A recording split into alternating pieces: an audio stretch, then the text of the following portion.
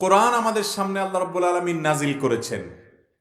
এই কোরআন নাজিল করার জন্য আল্লাহ তাআলা প্রিয় নবী মুহাম্মদ মুস্তাফা সাল্লাল্লাহু আলাইহি সাল্লামকে নির্বাচন করেছেন। তিনি আল্লাহর শ্রেষ্ঠ রাসূল এবং দূত। আল্লাহর কথা ব্যাখ্যা এবং বিশ্লেষণ করার জন্যই আল্লাহ তাকে পাঠিয়েছেন। এটা তার পাঠানোর অন্যতম মৌলিক উদ্দেশ্য। আল্লাহ চাইলে আসমান থেকে জিব্রিলকে দিয়ে একটা কোরআনের কপি পাঠিয়ে দিতে পারতেন, যেটা দেখে মানুষ চলতো।